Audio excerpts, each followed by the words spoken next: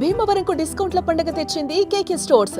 ధరల్లో చౌక చౌక. కేకే స్టోర్స్, పీపీ రోడ్, భీమవరం. ప్రస్తుతం మనతో పాటు ఉన్నారు కెప్టెన్ సురేష్ రెడ్డి గారు. ఆయన చాలా కాలం పాటు ఆర్మీలో సర్వీస్ చేసి ప్రస్తుతం హైదరాబాద్లో సెట్ అయినటువంటి వ్యక్తి. ఒకసారి ఆయనతో మాట్లాడదాం. పెహల్గాం ఇష్యూలో చాలా దారుణమైనటువంటి సంఘటన జరిగింది, మనందరికీ తెలుసు.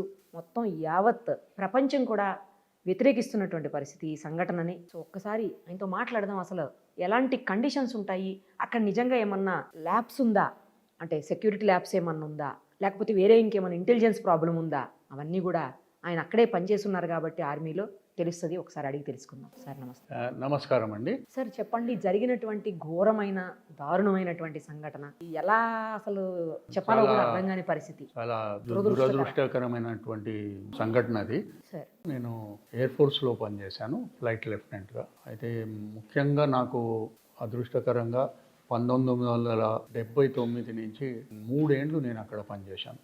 కాబట్టి నాకు జేఎన్కేతోని కొంత అనుబంధం ఉన్నది, అక్కడ పరిస్థితుల గురించి కూడా కొంత అవగాహన ఉన్నది. అయితే ఇవాళ మనం చింతించాల్సిన అవసరం ఉన్నది. దేశం ప్రజలు కూడా అప్రమత్తంగా ఉండాల్సిన అవసరం కూడా ఉన్నది. దీన్ని ఒక విధంగా చూస్తే మళ్ళీ టెర్రరిస్ట్ అటాక్స్ మొత్తం ఇండియా మీద అతి ప్లాన్డ్గా చేస్తున్నట్టుగా అనిపిస్తూ ఉన్నది. ఎంత పెద్ద సెక్యూరిటీ ఉన్నా కూడా ప్రతి ఒక్క దగ్గర ఆమ్ని ప్రెజెన్స్ అంటారు కదా, అలా ఉండడానికి కష్టం. ఎక్కడైనా ఈవెన్ ఇజ్రాయెల్లో కూడా మనకు తెలుసు, కొన్ని సంవత్సరాల క్రితం 100 మందిని కిడ్నాపే చేసి తీసుకెళ్లిన సంఘటన మనకు ఇప్పటిదాకా కూడా దాని విషయంలో యుద్ధం జరుగుతూ ఉంది. అదేవిధంగా నేను అది సెక్యూరిటీ ల్యాబ్స్ అనను, ప్రతి ఇంచు కవర్ చేయడానికి ఎంత పెద్ద ఎఫిషియెంట్ సెక్యూరిటీ అయినా కుదరదు.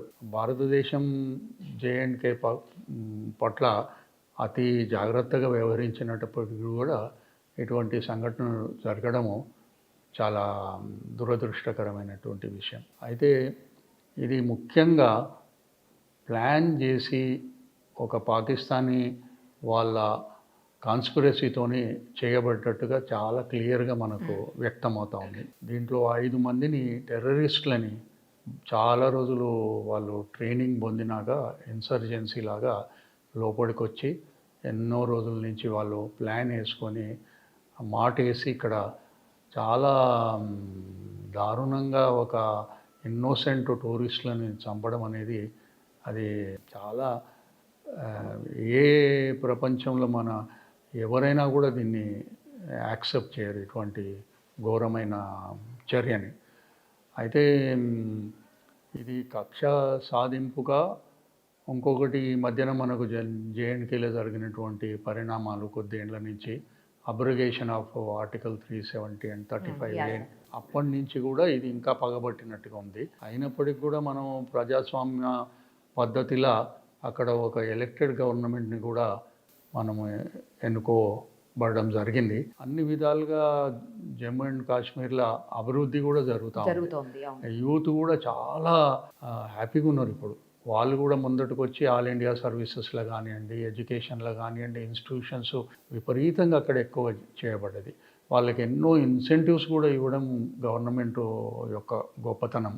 వాళ్ళని మెయిన్ స్ట్రీమ్లా భారతదేశంలో ఒక పార్ట్గా కలపాలని చెప్పి ఎంతో కృషి చేయడము, మోదీ గారు ముఖ్యంగా దీని మీద శ్రద్ధ వహించి ఇంత పరిణామాలు తీసుకురావడమే చాలా గొప్ప విషయం. ఆల్మోస్ట్ జేఎన్కేలో ఉన్నటువంటి కామన్ ప్రజలందరూ కూడా ఇప్పుడు భారతదేశంలో ఒక వ్యక్తులుగా, ఇక్కడ సిటిజన్స్గా గౌరవంగా అండ్ గొప్పగా ఫీల్ అవుతున్న ఈ తరుణంలో మళ్ళీ ఇటువంటి చర్యతోని దాన్ని డీస్టెబిలైజ్ చేసి ఒక విధమైనటువంటి టూరిజం అనేది చాలా అతిపెద్ద ఇన్కమ్ జేఎన్కేకి, దాన్ని దెబ్బతీసి దానివల్ల ఎకానమీ వీక్ అయిపోవడం వల్ల ఎన్నో ప్రజలకు కష్టమవుతుంది. కాబట్టి వాళ్ళు న్యాచురల్గా అన్ఎంప్లాయ్మెంటు ప్లస్ ఇటువంటి జరిగినప్పుడు యూత్ అందరూ కూడా మళ్ళీ టెర్రరిజం కొరకు పోవచ్చే అవకాశం ఉంటుంది. కాబట్టి ఇదంతా చాలా ప్లాన్డ్గా చేసినట్టుగా వ్యక్తమవుతూ ఉన్నది.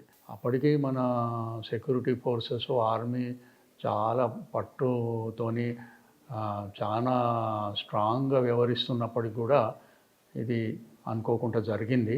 అయితే దీంట్లో ఆ 5 వచ్చిన వాళ్ళు కూడా మతపరంగా చంపడము, ఒక్కరే ఒక వేరే మతంకు సంబంధించినటువంటి ఇస్లామిక్ వారిని కూడా చంపడం జరిగింది. ఆయన కూడా పాపం అక్కడ లోకల్ కాపాడడానికి వెళ్ళినప్పుడు అతను ఆయన కాపాడడానికి పోతే ఆయనను కూడా చంపారు. లేకపోతే ఆయనను చంపేటోళ్ళు లేదో మనకు తెలియదు. కానీ పాపం ఆయనను కూడా మనం ఈనాడు అభినందించాల్సిన అవసరం ఉంది. పాపం తన ప్రాణాన్ని జేఎన్కే ముస్లిం అయినప్పటికి కూడా మంచి కొరకు నిలబడ్డ ఆయనని మనం తప్పకుండా ఆయనకు గౌరవం ఇవ్వాల్సిన అవసరం ఉంది. జేఎన్కేలో ఆల్మోస్ట్ అందరూ కూడా ఈ విధంగానే మనకు నార్మల్ అయిపోయిన పరిస్థితి వాళ్ళ. ఇదంతా కూడా మళ్ళీ ఒక కయోటిక్ కండిషన్ని మనం క్రియేట్ చేయడానికి చేస్తున్నటువంటి చర్యగా భావించాల్సి వస్తుంది. అయితే ఇదంతా కూడా ఈ అబర్గేషన్ అయ్యి డెవలప్మెంట్ అయినాక ఇంకా చాలా ఎక్కువైంది. కానీ కాశ్మీర్లో లోపల ఉన్నటువంటి అంటే అక్కడ ఉన్నటువంటి వ్యక్తులు కూడా కొంతవరకు సహకారం అందించారు. లేకపోతే ఇలా వీళ్ళు అక్కడికి రాలేరు, వచ్చి ఇలా అటాక్ చేయడం అనేది జరగదు, కొంతమంది అక్కడ వాళ్ళు సహకరించారు అని అంటున్నారు సార్. అవునండి. ఇప్పుడు నేను మీకు ఇందాక చెప్పినట్టుగా నేను అక్కడ 1970sలోనే పనిచేశాను. అదే ప్లేస్లో అప్పుడు అదే ప్లేస్లో ఇదే అనంతనాగు, పహల్గాము, గుల్మర్గు, అవంతిపూరు ప్లస్ కాశ్మీరు చుట్టుపక్కల ఎంతైతే వ్యాలీ ఉందో అంతా కూడా మేము 2 వీలర్ల మీద తిరిగేవాళ్ళం అప్పట్లో. ఎక్కడ కూడా ఈవెన్ మన ఉమెన్తో కూడా మన భార్యలతో కూడా తిరిగినప్పటికి కూడా చాలా పీస్ఫుల్ ఉండే. ఎక్కడికైనా పోయేది మారుమూల ప్లేస్లకు మేము ఒంటరిగా పోయినప్పటికి కూడా ఎప్పుడు కూడా ఏమీ ఇష్యూస్ లేకుండే. కాకపోతే లోపల వాళ్ళకి భారతదేశం అంటే ఏదో వేరే దేశం అన్నట్టుగా ఒక భావన ఉండేది.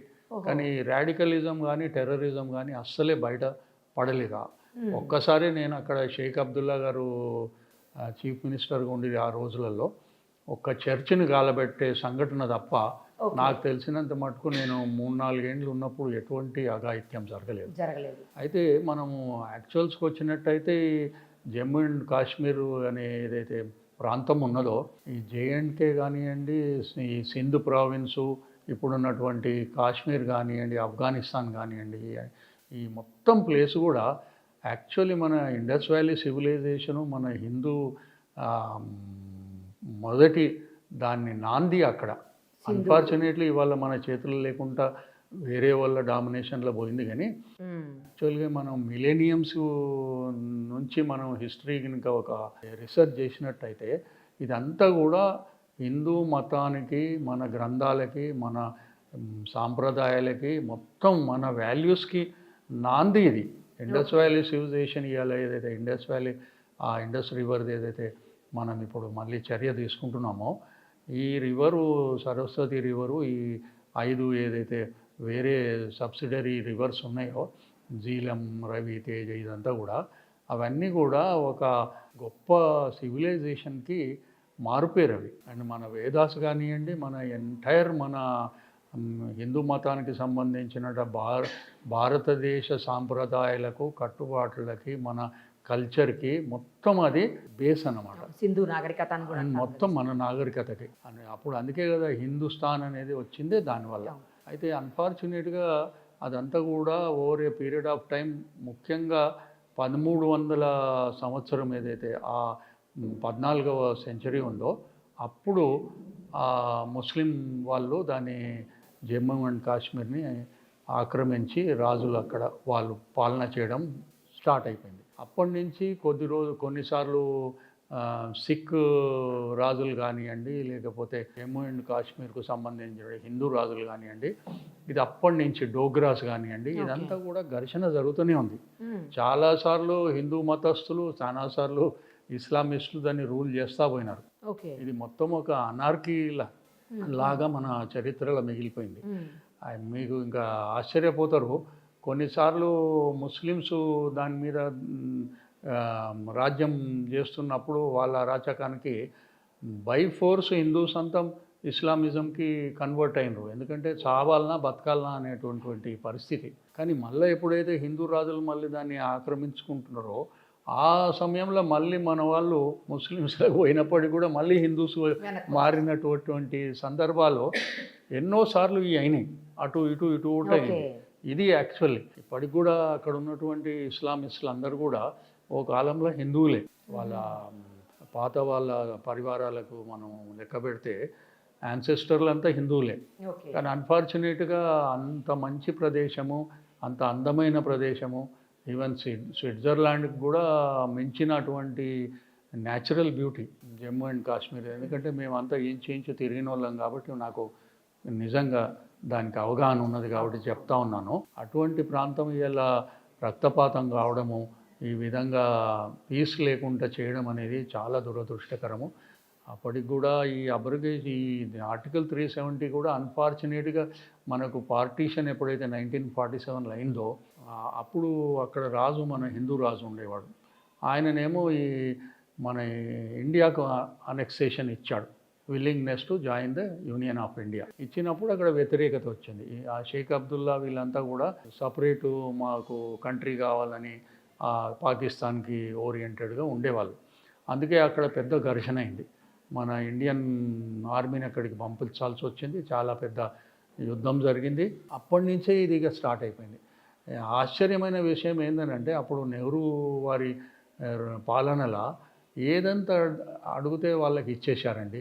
ప్రైమ్ మినిస్టర్ జేఎండ్కేకి సపరేటు, మళ్ళీ కాన్స్టిట్యూషన్ ఇండియన్ది అక్కడ వర్తించదు, మన సుప్రీంకోర్టు ఆడ వర్తించదు, వాళ్ళ హైకోర్టే సుప్రీము. అండ్ అక్కడ మనం భారతదేశంలో ఉన్నటువంటి ఎటువంటి వాళ్ళు కూడా అక్కడ ప్రాపర్టీస్ కొనడానికి వీల్లేదు, ఇక్కడ లాస్ వాళ్ళకు వర్తించవు. ఎన్ని విషయాలుగా వాళ్ళని ఒక ఏదంటే అల్లుల్లాగా వాళ్ళకి ఏది అడుగుతుంది దానం ఇవ్వడము చాలా దురదృష్టకరం. ఈవెన్ ఆర్టికల్ 370 కూడా అది ప్రెసిడెన్షియల్ ఆర్డర్. యాక్చువల్గా చూస్తే కాన్స్టిట్యూషనల్ దానికి బేస్ లేదు యాక్చువల్ మనం స్టడీ చేసినట్టయితే. అందువల్లనే ఇప్పుడు ఇది అబ్రగేషన్ ఆఫ్ ఆర్టికల్ 370 చేసినప్పుడు దాని మీద పెద్ద కోర్టులలోకి పోయినా కూడా పెద్ద ఏం ఎఫెక్ట్ లేకుండే. అందువల్లనే ఇది చేయబడింది ఇప్పుడు. అండ్ ఇదే విధంగా పీస్ ఒకల కంటిన్యూ అయితే తప్పకుండా ఇదంతా మనకు అమల్గమేట్ అవుతుంది ఇండియన్ కంట్రీలో. కానీ దీన్ని జాగ్రత్తగా గవర్నమెంటు మోదీ గారు కానీ షా గారు కానీ చాలా జాగ్రత్తగా చేస్తున్నారు. ఎటువంటి అరాచకాలు కానీ మనం ఇండియన్ గవర్నమెంటు ఈ అధికార ధోరణి కానీ ఏది లేకుండా కూడా చాలా కూల్గా చాలా పద్ధతిగా దీన్ని స్ట్రీమ్లైన్ల దేశంలో ఒక పార్ట్గా తీసుకురావడానికి ప్రయత్నాలు జరుగుతున్నాయి. కొన్ని గంటల్లోనే యుద్ధం వచ్చేస్తుంది మనం కాదండి. పాకిస్తాన్ ఇప్పుడు మనకు ఇండియాలో 28 రాష్ట్రాలు ఉన్నాయండి. దాంట్లో ఎన్నో రాష్ట్రాల కంటే చిన్నది పాకిస్తాన్ అంతా కలుపుకుంటా కూడా. ఇది ఒక పెద్ద లెక్క కాదు. ఇట్లా దునిపితే అక్కడ పోయి పడతాడు వాడు అరేబియన్ సీలా. అంత పెద్ద కష్టమైన విషయం కాదు. వాళ్ళు ఎంతండి మనం ముంగట. కానీ క్వశ్చన్ ఏంటంటే ఈ అన్ఫార్చునేట్గా ఆ పాకిస్తాన్ ఏదైతే లొకేషన్ ఉన్నదో గ్లోబ్ మీద, అది Khyber pass, belt and necklace road అది ఉన్నాయి కదా చైనా వాళ్ళు వేసింది. వీటన్నిటికి కూడా ప్లస్ చైనా, రష్యా, మన సౌత్ ఈస్ట్ ఏషియాకి అది ఒక జంక్షన్ లాగా ఉన్నది. అది కాకుండా అక్కడ ఎన్నో మినరల్స్ ఉన్నాయి. ఆఫ్ఘనిస్తాన్లో కానీ ఇక్కడ కానీ చాలా ఫర్టైల్ ప్లేస్, అది చాలా అందమైన ప్లేస్ కూడా. అయితే దానివల్ల స్ట్రాటజిక్ లొకేషన్ అది. అందువల్ల మనం చాలామంది అమెరికన్స్ను దూషిస్తారు ఈ విషయంలో, పాకిస్తాన్కి చాలా సపోర్ట్ చేస్తుందని. వాళ్ళేం ప్రేమతో ఏం చేస్తలేరు. ఎందుకంటే స్ట్రాటజికల్గా రష్యాని తట్టుకోవడానికి, చైనాని తట్టుకోవడానికి, ప్లస్ అది చేతులకి వెళ్ళి పోవద్దు కాబట్టి వాడు దుర్మార్గుడైనప్పటికీ కూడా వాళ్ళకు మిలిటరీ ఎక్విప్మెంట్ ఇవ్వడము, ఫైనాన్షియల్ సపోర్ట్ చేయడము కొంత మటుకు చేస్తూ ఉన్నారు. మొత్తం నెత్తి మీద ఏం పెట్టుకోలే. అమెరికన్స్ ఓన్లీ దాన్ని వాడుకుంటున్నారు అంతే. అది వాళ్ళది గ్లోబల్ బ్యాలెన్స్ ఆఫ్ పవర్లో వాళ్ళది ఇది ఒక పావు అంతే. కానీ వాళ్ళకి వేరే విధంగా అక్కడ లోకల్ ఇంట్రెస్ట్ ఏం లేదు, గ్లోబల్ ఇంట్రెస్ట్ తప్ప.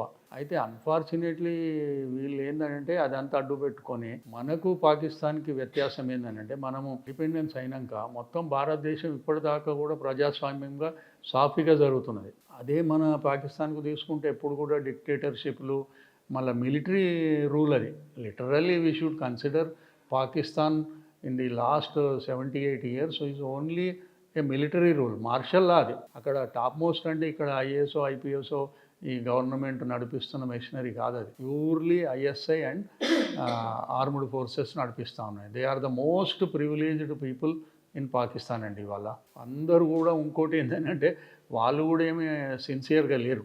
పొలిటీషియన్స్, ఐఎస్ఐ, ఆర్మీ నెక్సెస్తోని వాళ్ళని వాళ్ళు కాపాడుకోవడానికి ఇస్లామిజం అనేది పెంపొందిస్తున్నారు. వాళ్ళు టెర్రరిజంకి సపరేట్ చేస్తున్నారు.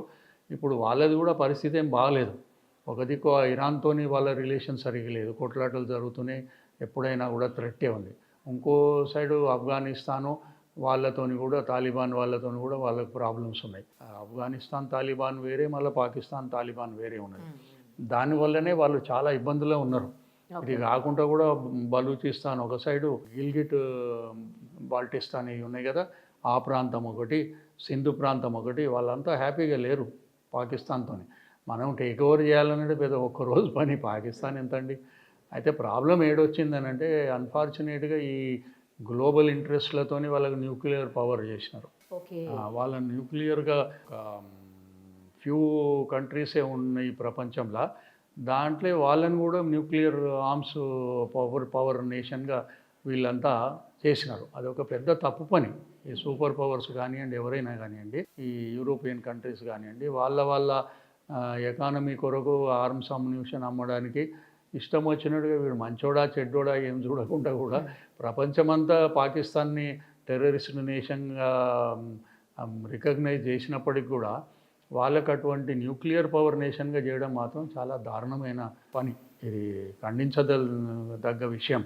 ప్రపంచంలో అందరూ నేషన్స్ ఎవరు కూడా helped them to become nuclear.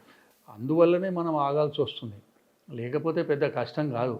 అయినా కూడా మనకు పిఓకే కానివ్వండి, పాకిస్తాన్ కానివ్వండి, ఎక్కువ రోజులు ఇవి నిల్వవు. పిఓకే డెఫినెట్గా మన భారతదేశంలో ఒక పాటుగా వస్తుంది. అక్కడ ప్రజలు కూడా మనతోనే ఇంట్రెస్ట్లు ఉన్నారు. వాళ్ళకు కూడా ఇండియానే జాయిన్ అయితే మేము చాలా అభివృద్ధి చెందుతాం, పీస్ఫుల్గా ఉంటామని తెలుసు. వాళ్ళు దానికి మనకు అనుకూలంగా కూడా ఉన్నారు. అదేవిధంగా బలూచిస్తాన్ కానివ్వండి, వేరే ఈ 4-5 తునకలు అవుతుందండి. ఆఖరికి మిగిలేదు ఏంటంటే పాకిస్తాన్ అంటే మన ఓల్డ్ సిటీ అంత తయారవుతుంది.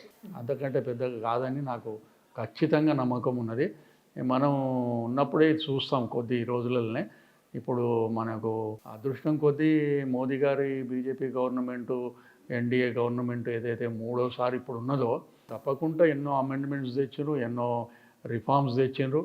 ఈ కంట్రీలో ఒక యూనిఫార్మిటీ తీసుకురావాలని ప్రయత్నం చేస్తుండ్రు. ఇటువంటి చర్యలు చేస్తున్న టెర్రరిజంని చాలా మటుకు, ఈవెన్ నక్సలిజంని కూడా అనగదొక్కిండ్రు. కాబట్టి ఇది ఒక పెద్ద విషయం ఏం కాదు, తప్పకుండా పరిష్కారం దొరుకుతుంది. వీళ్ళను ఎంతమైనా పిచ్చి కుక్కలైనా వాటిని అదుపులో తీసుకునే అంత శక్తి మన మోదీ గారికి కానీ, అమిత్ షా గారికి కానీ, ఎన్డీఏ గవర్నమెంట్కి కానీ తప్పకున్నది. మొత్తం దేశ ప్రజలంతా కూడా వారితోని నిలబడి ఉన్నారు. ఇవాళ ఎవరో కొద్ది ఈ వేరే వాళ్ళు ఏదో కొద్ది ఈ అర్బన్ నక్సల్సో, లేకపోతే పవర్ అండ్ అంబిషన్ క్రేజీ, ఎప్పుడు మనం రూల్లో ఉండాలని చెప్పి ప్రయత్నం చేసే ఫ్యామిలీ డైనస్టీస్ తప్ప వేరే ఎవరు కూడా వాళ్ళతో లేరండి.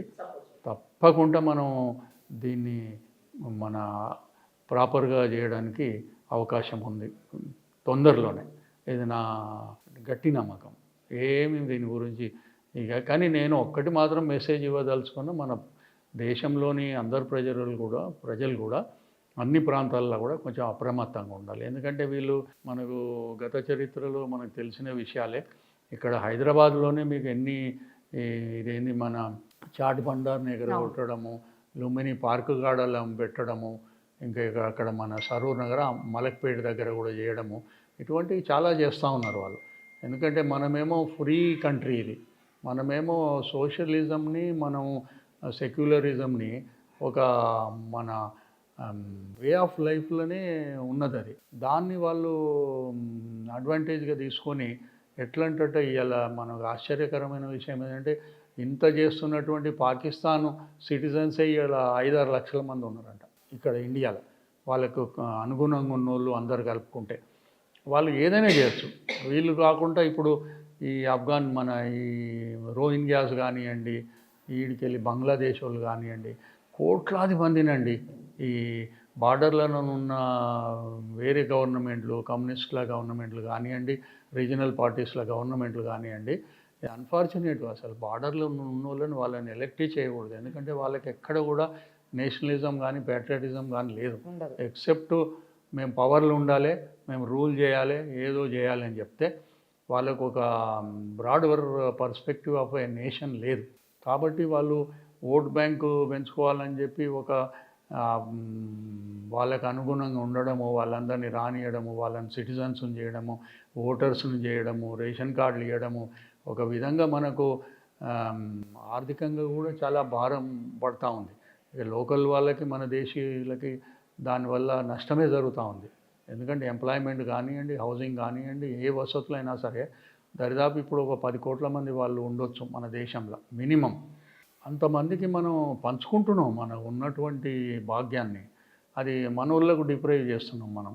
అదే కాకుండా వాళ్ళు తిని బతుకుడేదా కాకుండా వాళ్ళు మళ్ళీ ఇటువంటి టెర్రరిజానికి అనుకూలంగా ఉండడం, వాళ్ళని ఇళ్ళల్లో పెట్టుకోవడము, వాళ్ళని దాచిపెట్టడము, ఇటువంటివన్నీ చేస్తూ ఉన్నారు. కాబట్టి మనం ఏమంటారు, చున్కే నికాలనా అన్నట్టు అంటారు.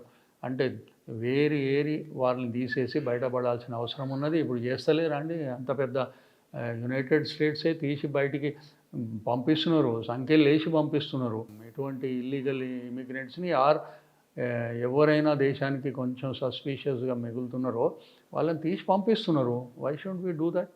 Nothing wrong in our own interest. మన దేశానికి మనం చేయకపోతే బయటోడు వచ్చి చేస్తాడండి.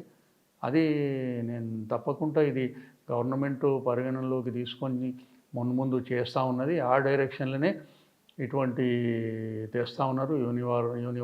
యూనిఫామ్ సివిల్ కోడ్ కానివ్వండి, పాపులేషన్ కంట్రోల్ కానివ్వండి, ఇంకెన్నెన్నో వస్తాయి. తప్పకుండా ఇవి దేశం మంచిగా అవుతుంది. కానీ ఇదే గవర్నమెంట్లని మనం కొనసాగించాలి. ఈవెన్ రాష్ట్రంలలో ఏందండి, మీరు కర్ణాటకలో చూడండి, ఏదో రాజ్యంలో ఉన్నందుకు ఇష్టం వచ్చినట్టు మాట్లాడుతున్నారు. అవమానకరం ఇది. ఎవరైతే చనిపోయినారో వాళ్ళ కళ్ళ ముంగండే భర్తలను చంపేస్తే వాళ్ళు ఇచ్చినటువంటి స్టేట్మెంట్లను కూడా ఇవన్నీ కూడా కరెక్ట్ కాదని, అదని, ఇదని ఏదేదో మాట్లాడుతున్నారు కావలసుకొని అనమాట.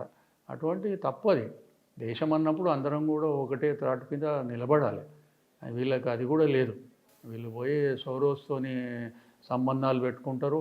పాకిస్తాన్, చైనా వాళ్ళతో కూడా మాట్లాడుకొని గూడు పుటాన్లు చేసేటటువంటి వీళ్ళు ఉన్నంత మటుకు కొంచెం కష్టమే. ఇది ప్రజలు గమనించాల్సిన అవసరం ఉన్నది. వీళ్ళందరినీ కూడా త్రో చేస్తేనే ఇక దేశం ఒక శాంతిగా సుఖంగా బతకడానికి అవకాశం ఉండదు. ఇది నా సందేశము. అందరూ కూడా కొంచెం మనం అప్రమత్తంగా ఉండాలి. చాలామంది బ్యాడ్ ఎలిమెంట్స్ తిరుగుతున్నారు. ఎన్ని సంఘటనలు కావచ్చు, ఎక్కడైనా సరే మనం కొంచెం జాగ్రత్తగా, వేరే ఎవరైనా సస్పీషియస్ ఉంటే మనం కూడా ఇమ్మీడియట్గా పోలీసుకు కానీ చెప్పడం అవసరమని నేను భావిస్తున్నాను. నాకు ఈనాడు మీరు అవకాశం ఇచ్చినందుకు చాలా కృతజ్ఞతలండి. Thank you sir. నమస్కారం అండి. సుమన్ టీవీలో మీ పర్సనల్ అండ్ బిజినెస్ ప్రమోషన్స్ కోసం కింది నెంబర్కి కాంటాక్ట్ చేయండి.